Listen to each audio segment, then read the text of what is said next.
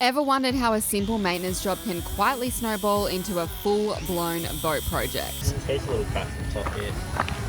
We hauled Escapade out for some routine maintenance before our Pacific crossing, expecting to replace the rudder stock and the prop shaft seal. Sounds simple enough, until the rudder came off. That's when Boat Life did what Boat Life does best and threw us a curveball. The boys spotted a few hairline cracks at the top of the rudder, and suddenly a quick job turned into a much bigger one. It's getting worse. Instead of just swapping parts and moving on, they decided to sand it back and find out how deep the damage really went before repairing it properly. Join us this week as the boys learn a new skill and take on the challenge of grinding, fiberglassing, and shaping the rudder back to its original form. Let's just hope we don't butcher it.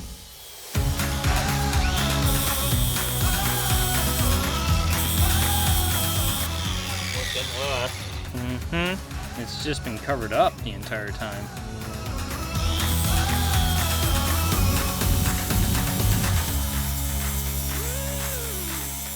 Kind of looks like it's just air pockets that are being formed in some of this. Jason's grinding back each of the hairline cracks until he reaches sound laminate. Since this is a foam core rudder, the aim isn't to grind all the way through. It's simply to remove the damaged fiberglass skin until there's clean material left to bond the repair to.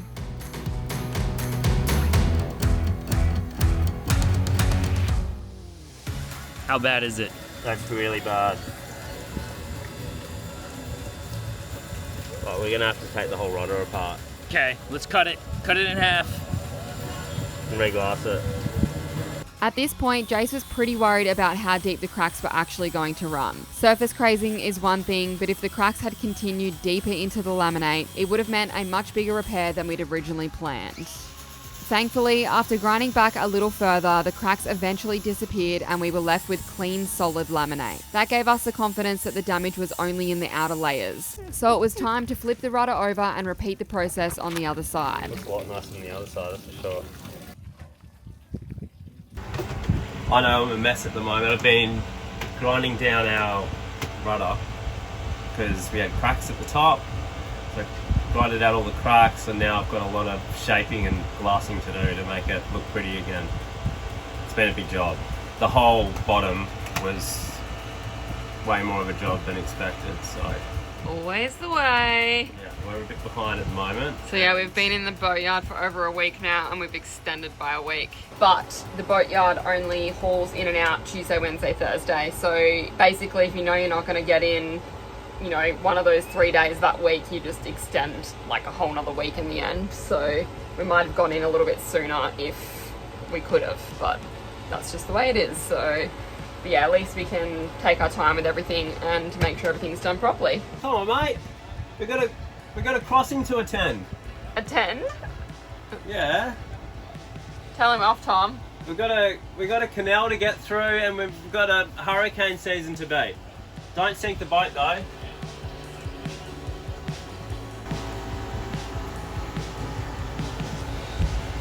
Get the slow-mo happening. Hey guys, I just want to show you something that's been helping me sleep better when the environment around me is really loud. So obviously when you're on the boat and we're trying to do our shifts, our watch shifts, or when I'm traveling through airports on layovers, which actually I am right now. I'm waiting for a flight and yeah, I've had a couple of hours sleep and it is thanks to this. These are the FitNexa Somnipods 3 and unlike normal earbuds, they are made specifically for sleeping in, and especially if you're a side sleeper as well. They've got a really low profile design. They're super small and sit quite flush in your ear. So if you're a side sleeper like me, they're a lot more comfortable than regular earbuds that stick out and dig into your ear against the pillow. They've also got hybrid active noise cancellation, which helps reduce things like snoring, traffic noise, air conditioners, or just general background noise when you're trying to sleep. What I like is that they're not just normal sleeping earbuds. You can also use them as normal Bluetooth earbuds during the day for things like music, podcasts, and working. The battery life is great too. Depending on the settings you're using, they can last all night, and the charging case gives you up to around 48 hours of total battery life before needing to recharge. But one of the coolest features is the sleep tracking. The earbuds track things like your sleep duration, movement, and sleep patterns, and then all syncs into the FitNexa app, so you can actually see how you're sleeping over time. The app also includes an AI sleep coach that looks at your sleep data and gives personalized insights and suggestions to help improve your sleep habits. And if you like falling asleep to sleep sounds, there's a full library of sleep sounds and soundscapes inside the app, so you can listen to things like rain, ocean sounds, light wind, and everything like that while you drift off to sleep. Overall, they're designed for people who struggle with noise while sleeping, travel a lot, have a snoring partner, or just want a more comfortable alternative to wearing normal earbuds or earplugs to bed. What do you think? Yeah, I think it's... Or should we just take it down further to the foam? Like, No, I think you're fine. If there's no big cracks left, yeah. I would go ahead and put a clear coat on it. Yep. To seal this part. Yep. What we can do is we can let it get hot a little bit in the cup, And then that'll speed it up, and then we just paint it on. Yep. And then we flip it over in like an hour and paint it on, Yeah. and then flip it over and start adding fairings. Yeah. But it's gonna be like, you're gonna have at least 5 layups, maybe 4. So Yeah, you've yeah, got the original, the one on the other side. Yeah, I mean, to be honest, places like here where you're not really gonna add any material. Yeah, it's just, this was just a reseal, I guess, because he was exploring, and then here we need a... To rule out any water intrusion inside the rudder, the boys drilled a small inspection hole from both sides. They were checking for trapped moisture, signs of delamination, or that distinctive vinegar-like smell that's often associated with osmosis. Thankfully, everything inside was completely dry, so that was a huge relief. Do you reckon that that's pretty rough here? Or that'll be right to adhere to What? this? See because I went with the grinder here. Yeah, that'll be good. Yeah, that's good. Yeah, that's good. Oh, sweet. You want rough texture edge. like that, Yeah. yeah. You want it to still be pretty viscous, right? Because you want it to flow out. So when I start putting it on, I want it to flow into all these little cracks and make a film that's just really well bonded. And then we're going to bond to that film when we go ahead and do our next step. I would use it all up. You probably got a little more than you need. It'll be a little tricky on the underside because you're painting upside down, right? Yeah. So I would save it for the end. Your epoxy will be slightly Thicker. grabbier. Yeah. I was wondering whether you could actually fill the voids. Like, the goal was to fill all the nooks and crannies, the cracks. You can definitely do that with thickened With- epoxy, you even don't- upside down. yeah. Yeah. It's just this thin force it stuff in. that's going to be hard. Yeah. The thickened stuff, you can get it so thick, it's Yeah. like, You can if you push went it like in this, deep. if you went like, it would just stick to the Yeah. ceiling. Doing it to all the foam and stuff too, eh? Do it to everything, yeah. Okay, guys, so once you're done with that, you're going to have to wait a little bit for that to cure. Yep. Come find me in like An hour. an hour or 2, yeah. Okay. Thanks for your help, Judd. So you said do the bottom side too? Yes. Fill all the cracks and voids that you possibly I'll can. fill your crack. Yeah, you will. You know what I mean? It smells like peanut butter. It really smells like peanut butter. It's not peanut butter. Don't eat it. But we don't have any peanut butter. Definitely put some on the shaft if Talk you to have me. it on the metal. No, I haven't. Yeah. Coat the metal. I guess, yeah, it needs to be bonded to that. Yeah. it So this, doesn't- come up here and fill this void. Which one? There's a little crack right in there and right in there. Literally. Whoop. Mainly that foamy one right there. It's like. Yeah, there you go. Yeah, I'd say dab some more around the edge up here and this top side. Basically fill the void in between the post. We want to fill all those cracks so that we seal it. So anything that's loose and running, like if you can dab around that again and then around this front side too. Like, this is essentially filling all the cracks and crannies, nooks and crannies, and where water was ingressing. Before mixing in the Cabasil, they painted on a coat of plain 2-part epoxy. This allows the resin to soak into the exposed fiberglass first, creating a stronger bond for the thickened epoxy that would be applied next to fill and reshape the repair.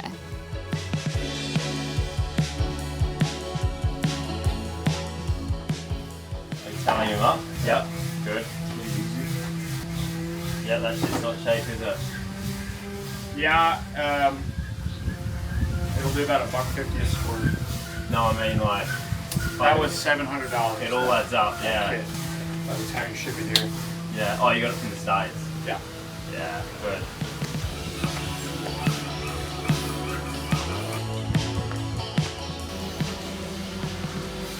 Yeah.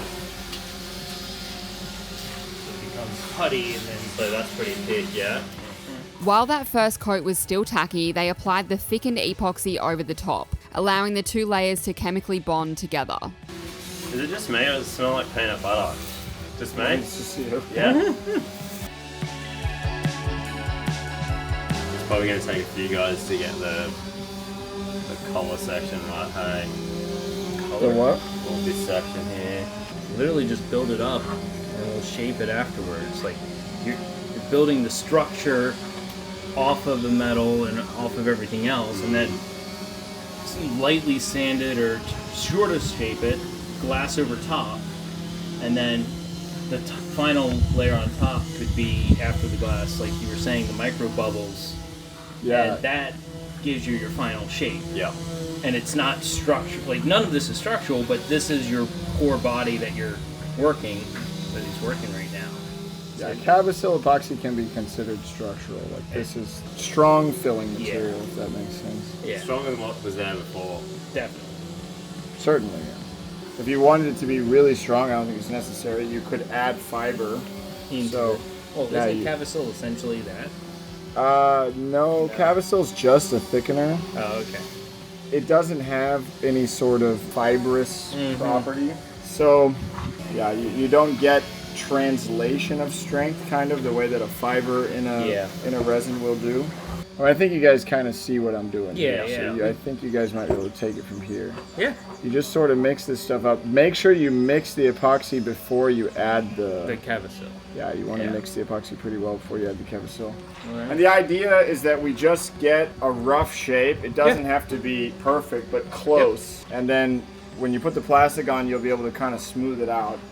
But I'm not really trying to add much material here, to be honest. It's really I could take a little bit of this off probably, because we're just going to glass this part, and that's going to add this material. It's where we've dug in, like you got the shaping here that we need to build up a little bit, the core in there.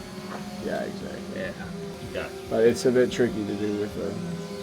No, I think, I see what you're saying, But it's okay, I mean, when you get the plastic on there, you'll get the chance to move. kind of shove everything around. Because the areas we ground back weren't in a major structural section of the rudder, there were no internal webs or reinforcing members running through that part. They decided there was no need to rebuild the entire cavity with multiple layers of fiberglass. Instead, they filled the ground out areas using West System epoxy thickened with Cabasil, which creates a strong, non-sagging filler that can be shaped back to the rudder's original profile before the fiberglass skin goes over the top.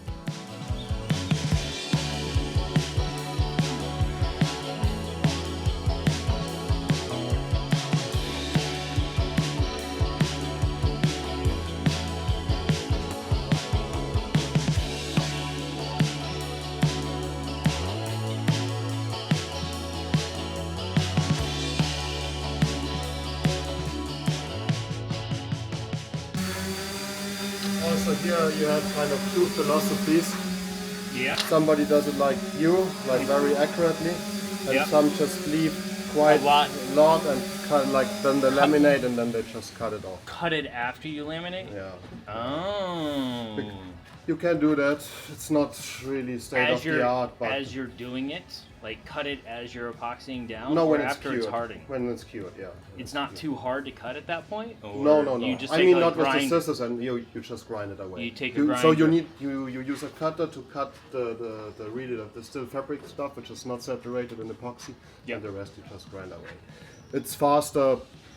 Yeah. Yeah, it's just faster to over it, like leave everything here and then just go and then clean it up But afterwards. be careful that you don't put then way too much, because then you need to grind away a lot. Yeah, that's what I was... This is kind of the problem where you draw the border.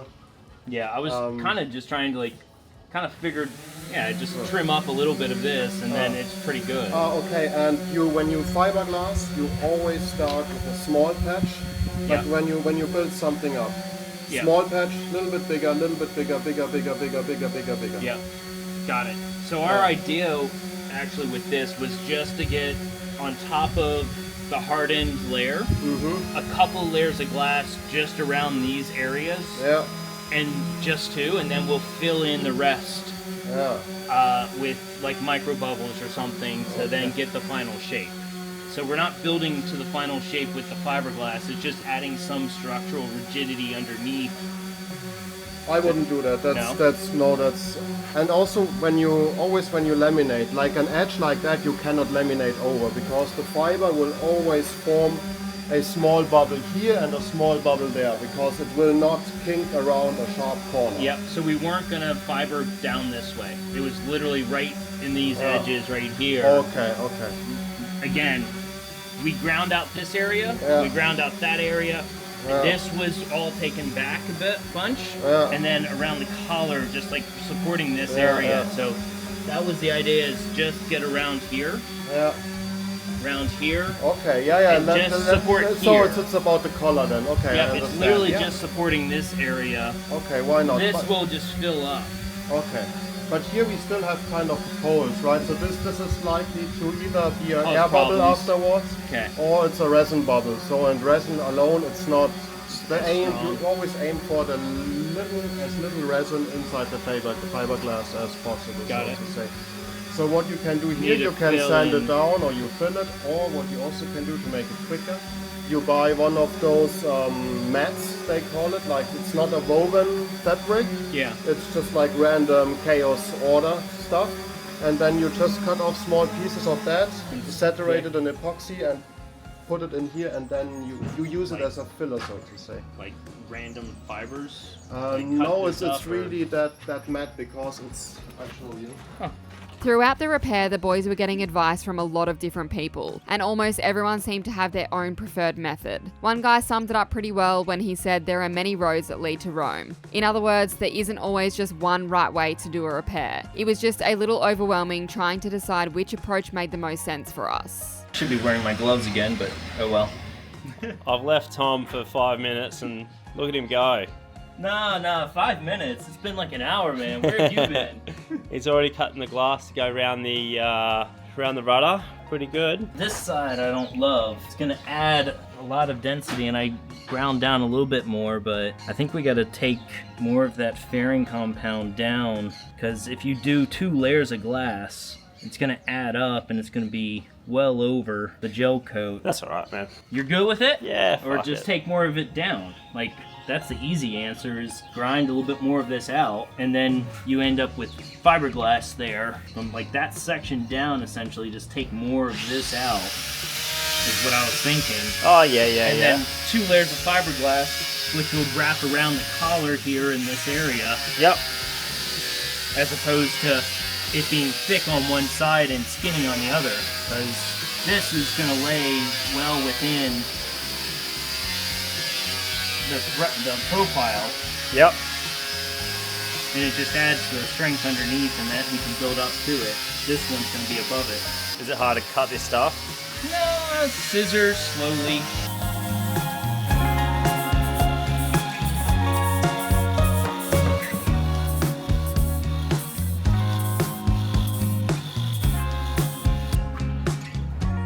Push it deep in there and as far down as you can.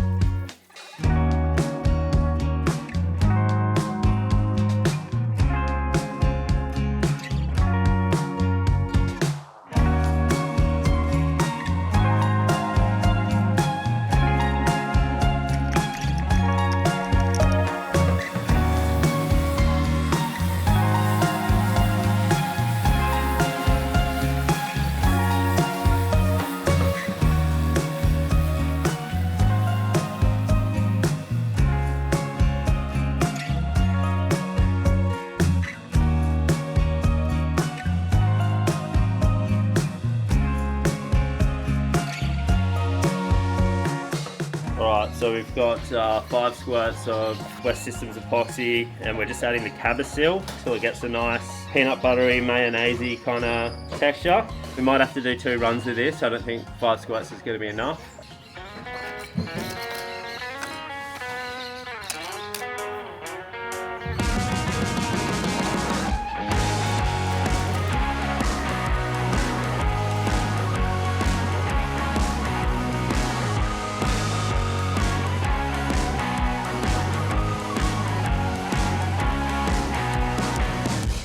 Mama, what you say this time? You go your way and I'll go mine. We never really had it figured out, and it feels like I'm moving on a merry-go-round. Alright, so we have basically finished with the rudder itself. We've kind of built it up with Cabasil and West Systems epoxy, and then we put a last layer of glass. I've kind of sanded everything back off. It's very close to how it was before. It's really hard to get it perfect, but that was our end point. We never sanded that bit off right at the end there, so we try to follow that line all the way through. And yeah, time to get the barrier coat on. We kind of didn't do the best job of the collar, but it's definitely going to be a lot stronger than what it was. Hold me close, tell me I'm so good. I'm your man, I'm your hero tonight. Take me by the hand and everything's alright. I'm alright. I'm alright. I'm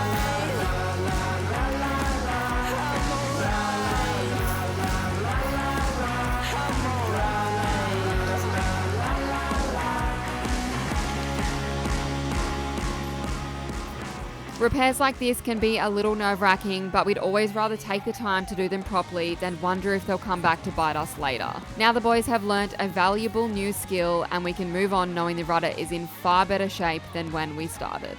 Thanks so much for coming along for the journey. If you enjoyed this episode, don't forget to give it a like, subscribe if you're new here, and we'll see you in the next one.